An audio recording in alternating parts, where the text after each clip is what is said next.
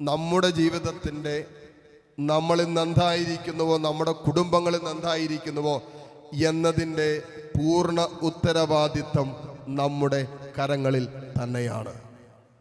Hallelujah, hallelujah.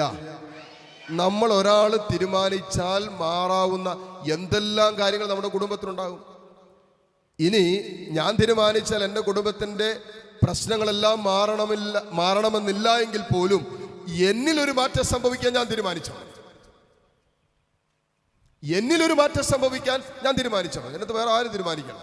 അപ്പൻ തീരുമാനിക്കേണ്ട, അമ്മ തീരുമാനിക്കേണ്ട, മക്കൾ തീരുമാനിക്കേണ്ട, ജീവിത പങ്കാളി ആരും തീരുമാനിക്കേണ്ട.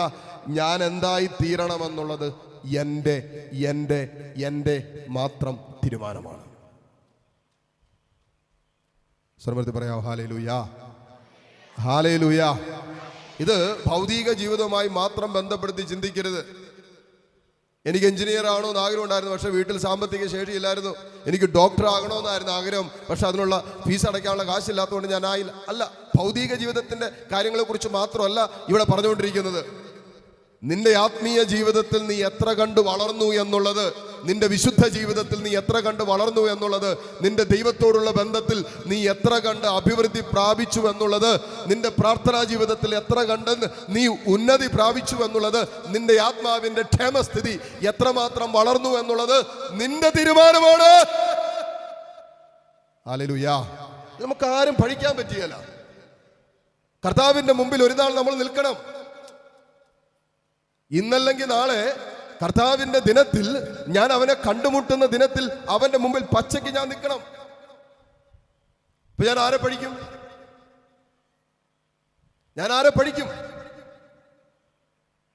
ഞാനൊരു അവിശുദ്ധ ജീവിതം നയിച്ചത് ഞാൻ ആരെ പഠിക്കും? ഞാൻ വിശുദ്ധ ജീവിതം നയിക്കാതിരുന്നതിന് ആരെ പഠിക്കും?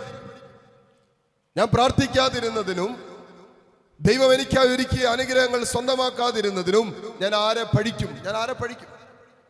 ക്ഷമിക്കാതിരുന്നതിന് ആരെ പഠിക്കും? ആരും പഠിക്കാൻ പറ്റില്ല. കർത്താവിന് മുമ്പിൽ നിൽക്കുമ്പോൾ അല്ല, കർത്താവ് ചോദിക്കുക നീ എന്തുകൊണ്ട് ക്ഷമിച്ചില്ല എന്ന് ചോദിച്ചാൽ നമ്മൾ എന്ത് ഉത്തരം പറയും? നമ്മൾ എന്ത് ന്യായീകരണം കൊടുക്കാൻ പറ്റും? ഹല്ലേലൂയ. ദൈവത്തിന്റെ മുമ്പിൽ നമുക്ക് ഇന്ന് ഭൂമിയിൽ ഒത്തിരി കാര്യങ്ങൾ നമുക്ക് ന്യായീകരിക്കാൻ പറ്റും, ഒരു കുഴപ്പമില്ല. എൻ്റെ ജീവിത പങ്കാളി അങ്ങനെ ആയതുകൊണ്ട്, എൻ്റെ മക്കൾ ഇങ്ങനെ ആയതുകൊണ്ട്, എൻ്റെ സാഹചര്യം ഇങ്ങനെ ആയതുകൊണ്ട്, എൻ്റെ കുടുംബം ഇങ്ങനെ ആയതുകൊണ്ട് അച്ഛാ എന്നൊക്കെ പറഞ്ഞ് നമുക്ക് ന്യായീകരിക്കാൻ പറ്റും, ഓക്കെ. പക്ഷേ കർത്താവിൻ്റെ മുമ്പിൽ ഞാനും നിങ്ങളും ഒരു നാൾ പച്ചയോടെ നിൽക്കുമ്പോൾ, അവനെ മുഖാമുഖം കാണുമ്പോൾ, ഞാനിന്ന് ദൈവസ്നേഹത്തിന് ചേരാത്ത ജീവിതത്തിൻ്റെ മനോഭാവങ്ങളുടെ മേൽ തമ്പുരാന്റെ മുമ്പിൽ എന്ത് ന്യായീകരണം പറയാൻ ആർക്ക് പറ്റും? ആർക്ക് പറ്റും? അല്ലേ? തമ്പുരാന്റെ മുമ്പിൽ നിൽക്കുമ്പോൾ എൻ്റെ വിളി, എൻ്റെ പൗരോഹിത്യ ജീവിതമാണ്. കർത്താവ് എൻ്റെ മുമ്പിൽ ഞാൻ തിരഞ്ഞെടുത്ത എൻ്റെ വിളി എന്ന് പറയുന്നത് പൗരോഹിത്യ ജീവിതമാണ്. കർത്താവിന് വേണ്ടി കുടുംബം പോലും വേണ്ടെന്ന് വെച്ച് എൻ്റെ മാതാപിതാക്കളോടും സ്വാഭാവികമായി കിട്ടാൻ സാധ്യതയുള്ള കുടുംബത്തിൻ്റെതായ ആ സ്നേഹവും വാത്സല്യവും സാമീപ്യമൊക്കെ വേണ്ടെന്ന് വെച്ചുകൊണ്ട് ഞാൻ അറിയാത്തൊരു നാട്ടിൽ, അറിയാത്തൊരു ദേശത്ത്, അറിയാത്തവരുടെ ഇടയിൽ എൻ്റെ ശേഷിച്ച ജീവിതകാലം മുഴുവനും എൻ്റെ കർത്താവിന് വേണ്ടി ജീവിക്കാൻ തീരുമാനമെടുത്തത് എൻ്റെ തീരുമാനമാണ്. എൻ്റെ അപ്പം നിർബന്ധിച്ചിട്ടോ എൻ്റെ അമ്മ തീരുമാനിച്ചിട്ടല്ല, എൻ്റെ തീരുമാനം. ഞാനിപ്പോഴും ഓർക്കുന്നുണ്ട്, ഞാൻ നോവിഷേരിൽ ഉടുപ്പിടുന്നതിന് മുമ്പ്, നോവിഷേരിലായിരുന്ന സമയത്ത് എൻ്റെ അമ്മ പറയുമായിരുന്നു, മോനെ ഉടുപ്പിട്ടിട്ട് പോരുന്നതിനേക്കാൾ നല്ലത് ഉടുപ്പിടുന്നതിനേക്കാളും മുമ്പ് പോരുന്നതാണ്, ഉടുപ്പിടുന്നതിനേക്കാളും പോരുന്നതാണ്. ഇപ്പം ഞാൻ പറഞ്ഞില്ല മമ്മി എനിക്ക് കുഴപ്പമൊന്നുമില്ല, ബുദ്ധിമുട്ടുകളൊക്കെ ഉണ്ട്, ഒരു സെമിനാരി ജീവിതത്തിൻ്റെതായ സ്ട്രെയിൻ, ബുദ്ധിമുട്ടുകൾ, അതിൻ്റെതായ ടൈം ടേബിള്, അതിൻ്റെതായ സഹന ജീവിതങ്ങളൊക്കെ ഉണ്ട്. അതെല്ലാ ജീവിതത്തിലും ഉണ്ടല്ലോ, എല്ലാ വെളിയിലും ഉണ്ട്.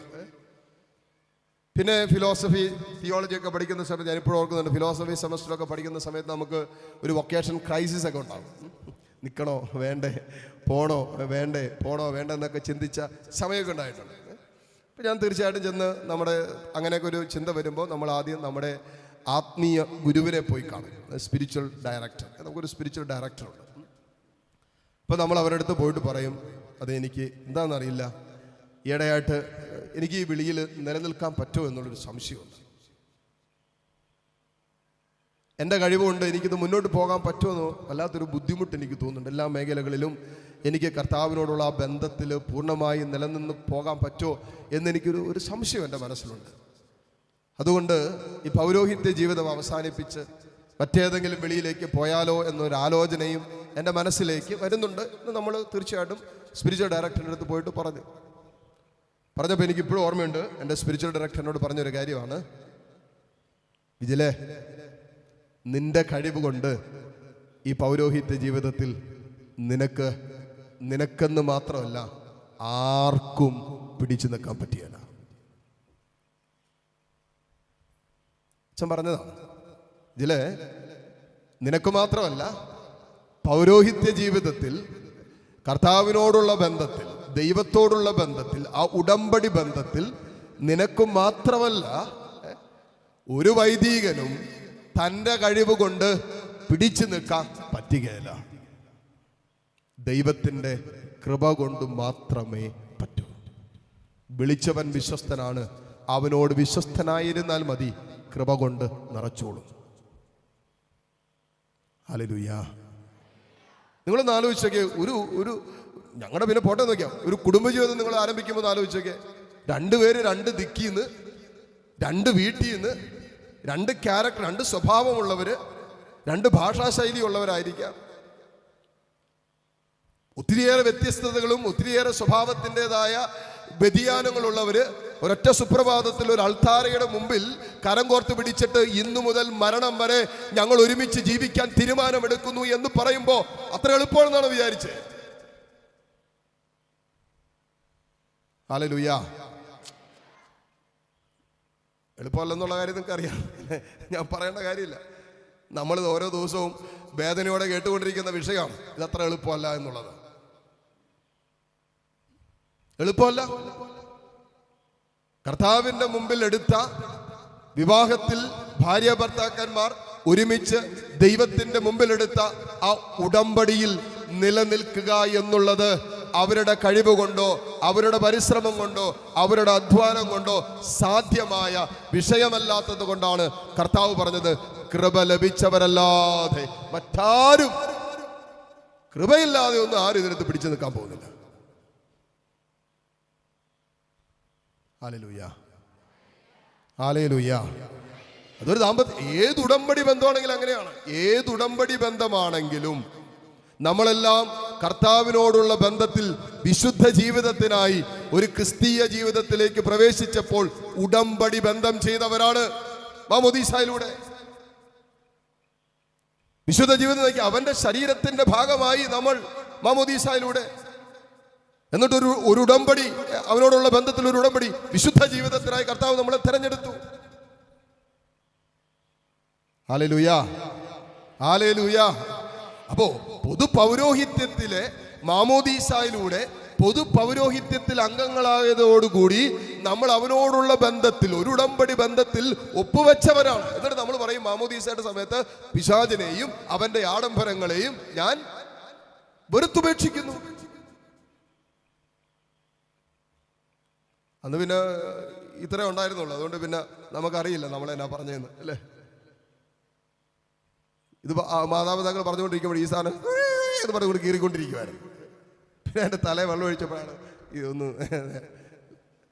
ഇത് കഴിഞ്ഞിട്ട് ഓരോ ഈസ്റ്ററിൻ്റെ സമയത്തും വിശുദ്ധ കുർബാന സ്വീകരണ സമയത്ത് കുമ്പസാരത്തിനൊരുങ്ങുമ്പോൾ ഒക്കെ നമ്മൾ ബോധപൂർവം എടുക്കുന്ന ഒരു തീരുമാനമാണ്, ഈ ഉടമ്പടി നമ്മൾ ഉറപ്പിക്കുന്നുണ്ട്.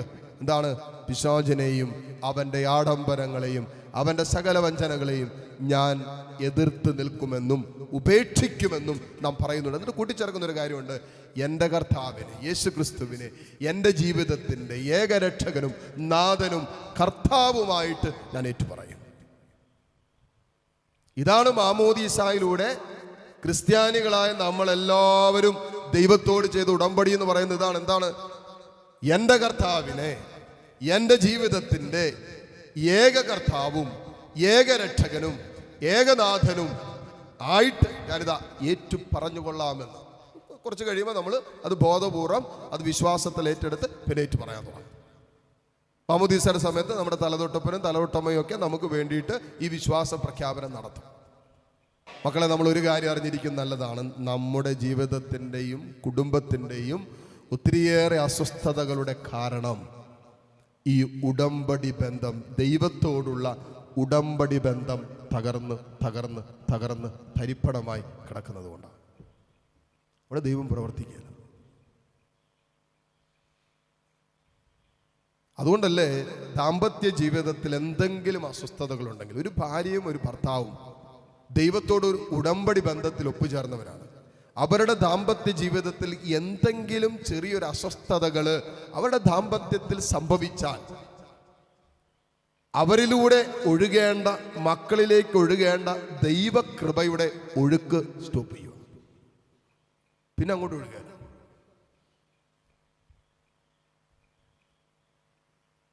അതുകൊണ്ടാണ് നമ്മൾ എപ്പോഴും പറയുന്നത് ദാമ്പത്യ ജീവിതം ദൈവത്തോടുള്ള ഉടമ്പടിയാണ്. പരസ്പരം ഉണ്ടാകുന്ന സകല അസ്വസ്ഥതകളുടെ മേലും ദൈവത്തോടുള്ള ബന്ധത്തിലാണ് വീഴ്ചയുണ്ടാകുന്നതെന്ന് തിരിച്ചറിയുന്നില്ലെങ്കിൽ ഉടമ്പടി ബന്ധത്തിലാണ് ദൈവം അനുഗ്രഹങ്ങൾ നമുക്കായിട്ട് ഒരുക്കി വെച്ചിരിക്കുന്നത്. ഈ ഉടമ്പടി എവിടെയൊക്കെ തകരുന്നുണ്ടോ അവിടെയൊക്കെ അനുഗ്രഹങ്ങൾ നഷ്ടപ്പെട്ടു പോവാ. ഹല്ലേലൂയാ. സന്തോഷത്തോടെ പറഞ്ഞേ ഹല്ലേലൂയാ, ഹല്ലേലൂയാ, ഹല്ലേലൂയാ.